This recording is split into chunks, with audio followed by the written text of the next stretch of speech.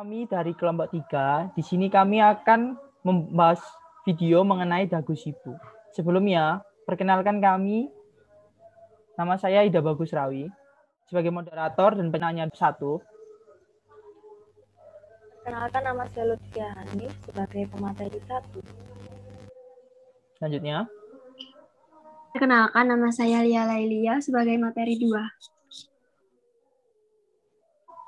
Perkenalkan nama saya Anggiana Ria Putri sebagai materi 3. Selanjutnya. Perkenalkan nama saya Nuris Islamia sebagai pemateri 4. Perkenalkan, nama saya Nanda Septia Dusis Wandari sebagai penanya 2. Oke, sekarang ya kita itu akan mengenal dagu sibu dari garis besarnya dulu. Dagu sibu itu apa sih? Dagu sibu itu terdiri dari 4 kata, 4 suku kata utama. Itu tuh dibuat oleh Ikatan Apoteker Indonesia tahunnya tahun 2008. Sasarannya itu adalah masyarakat luas dengan tujuan penyuluhan pengelolaan obat yang baik. Jadi masyarakat itu waktu itu dibentuk itu karena pengelolaan obat yang dilakukan masyarakat itu dirasa kurang tepat. Dan mengenai dagu sibu lebih dalam itu akan dijelaskan oleh materi yang yaitu teman-teman saya. Akan dijelaskan oleh materi 1. Nah, teman-teman, apa sih dagu sibu itu? Kita dapatkan. Pastikan kita mendapat obat-obat dari tempat-tempat yang bisa menjamin mutu dan kualitas obat. Contohnya dari apotek, dari rumah sakit, dari puskesmas, dan dari fasilitas kesehatan lainnya. Lalu kita harus memperhatikan juga nih dengan hal-hal yang seperti tanggal kadaluarsa obat, peringatan yang ada di kemasan obat, dan penggolongan obat. Selanjutnya mengenai GU atau dengan akronim dari gunakan akan dijelaskan oleh pemateri 2. Ya, di sini saya mau menjelaskan mengenai tentang gunakan. Pastikan obat digunakan dengan benar sesuai dengan etiket yang tertera atau sesuai petunjuk dokter maupun apoteker. Contohnya yaitu obat diminum seperti obat tablet, pil, kapsul, serbuk, atau sirup. Minum dengan air putih, kecuali bila ada petunjuk seperti dihisap bikunya dan diletakkan di bawah lidah. Apabila ada pengonsumsi obat sirup, sebaiknya dikocok terlebih dahulu dan gunakanlah sendok takar untuk memudahkan minum obat. Untuk obat kulit, contohnya seperti obat salep, krim, gel, maupun pasta. Terlebih dahulu untuk mencuci tangan, kemudian keringkan, lalu bisa untuk oleskan obat secara tipis dan rata. Kata si dengan akronim dari simpan akan dijelaskan oleh pemateri 3. Baik, di sini saya akan menjelaskan materi tentang si, yaitu simpan. Pada saat penyimpanan, kita harus mengkonsultasikan dengan apoteker cara penyimpanan obat yang benar itu bagaimana. Agar obat itu bisa digunakan hingga masa kadaluarsanya, maka kita harus menyimpan sesuai dengan petunjuk penyimpanan yang tepat. Berikut cara penyimpanan obat, yaitu yang pertama kita harus baca aturan penyimpanan obat pada kemasan, dan yang kedua jauhkan dari jangkauan anak-anak, yang ketiga jauhkan dari sinar matahari langsung, suhu lembab atau suhu tinggi dan sebagainya, yang keempat simpan dalam kemasan asli dan dengan etiket yang masih lengkap, dan yang terakhir periksa tanggal kadaluarsa dan kondisi obat. Yang terakhir adalah kata bu, yaitu akronim dari kata buang, akan disampaikan oleh pemateri keempat. Baik, saya akan menjelaskan tentang materi bu, yaitu buang. Obat yang telah rusak tidak akan bermanfaat, bahkan dapat menjadi racun bagi tubuh. Oleh sebab itu, kita harus membuang obat dengan cara yang benar. Cara membuang obat yang benar yaitu yang pertama, keluarkan obat dari wadah aslinya. Kedua, hancurkan obat tersebut jika berbentuk padat digerus, jika berbentuk cair diencerkan. Kemudian, masukkan ke dalam wadah yang tertutup rapat dan buang wadah tersebut ke tempat sampah. Materinya cukup lengkap ya yang disampaikan. Sekarang itu kita masuk ke sesi kita tanya jawab. Ya biar kita itu lebih tahu mengenai apa sih dagu sibu itu. Jadi pertanyaan pertama itu akan ditanyakan oleh penanya satu, yaitu saya. Pertanyaannya yaitu, berapa penting masyarakat itu mengetahui dagu sibu? Bagaimana menurut kalian, apakah perlu masyarakat itu mengetahui dagu sibu? Bisa dijawab oleh siapapun. Saya akan menjawab pertanyaan dari saudara Rawi. Seberapa penting masyarakat perlu mengetahui dan menerapkan dagu sibu? Jawabannya yaitu penting, karena banyaknya jenis obat yang akurat, informasi yang akurat, tidak memadai dan tidak akurat, baik melalui media cetak maupun elektronik, akan menimbulkan kesalahan dalam penggunaan obat. Agar terhindar dari dampak negatif tersebut, maka perlu diberikan informasi yang memadai kepada masyarakat mengenai cara mendapatkan obat dengan benar, menggunakan obat dengan benar, menyimpan obat dengan benar, dan membuang obat dengan benar.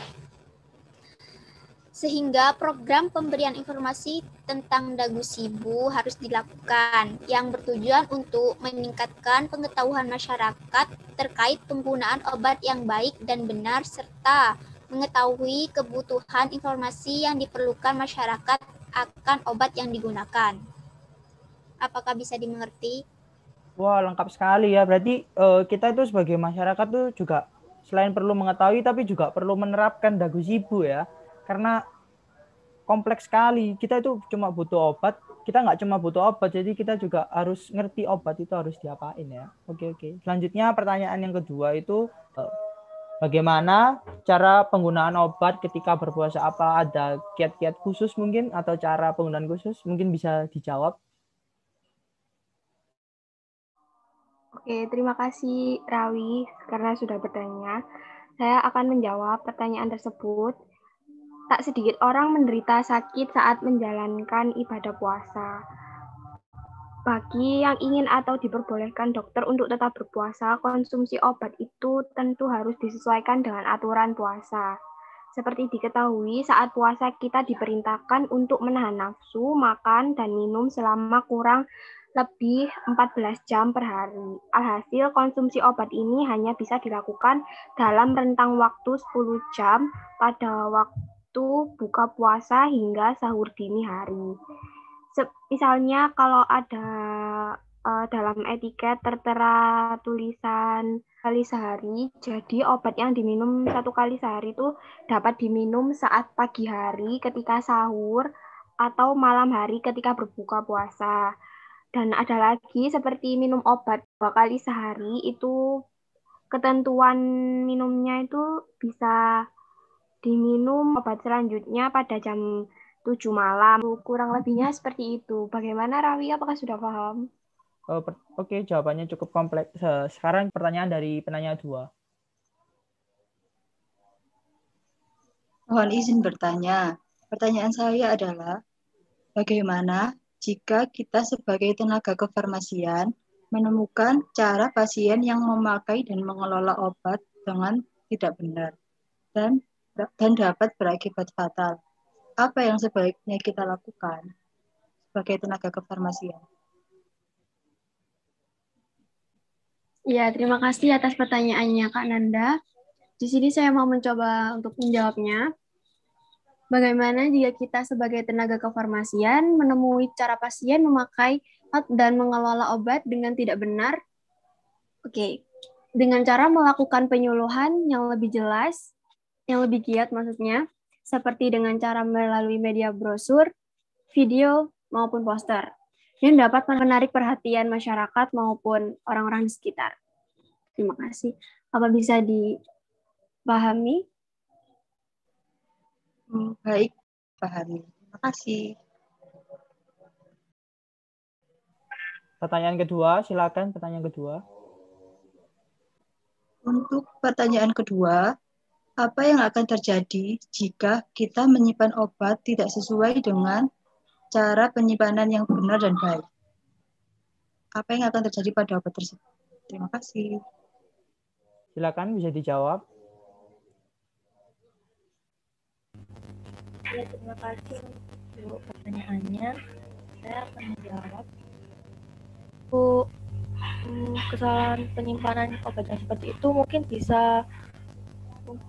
sampai berakibat fatal untuk obatnya sendiri, seperti berubahnya efektivitas obat, sifat fisika kimia obat itu sendiri, seperti kayak insulin kan harus dalam lemari es ya. Kalau jika tidak disimpan di situ kan mungkin akan rusak juga. Mungkin bisa dipahami. Baik, bisa dipahami. Terima kasih. Oh, jadi intinya kalau nggak benar disimpan itu efektivitasnya akan menurun ya? Oke. Ya, benar. Oh, oke. Itu udah pertanyaan dari 2 pertanyaan. Pengelolaan obat itu adalah satu hal penting yang perlu diperhatikan oleh masyarakat. Itu bukan hanya masyarakat, melainkan juga lingkungan juga akan rusak bila kita lalai dalam menerapkan prosedurnya. Jadi Dagusibu itu adalah salah satu cara pengelolaan obat yang baik dan benar. Ada yang ingin ditambahkan mungkin dari pemateri atau penanya yang lain? Kalau dari saya itu tadi sudah. Sepertinya sudah cukup. Kita akan menampilkan poster yang kita sudah buat mengenai Dagusibu. Berikut adalah posternya. Apakah sudah terlihat posternya? Sudah. Ini adalah poster yang sudah kita buat. Ini bagian depannya. Ini menunjukkan pengenalan dengan Dagusibu. Lalu apa sih yang Mohon maaf, itu apa bisa diperbesar? Ini itu menjelaskan mengenai secara umum dulu. Lalu yang di bagian kedua seperti ini, tengah, ini menjelaskan Dagusibu.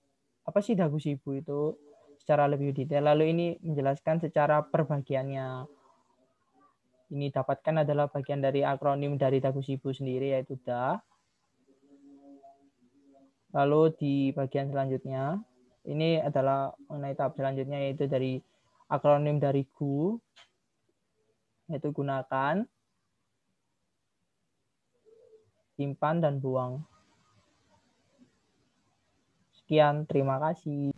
Sekian penyuluhan dan promosi kesehatan dari kelompok kami. Semoga ilmu yang kami berikan bisa bermanfaat untuk kalian semua. Assalamualaikum warahmatullahi wabarakatuh. Waalaikumsalam warahmatullahi wabarakatuh. Sampai jumpa di lain waktu. Terima kasih. Terima kasih. Terima kasih.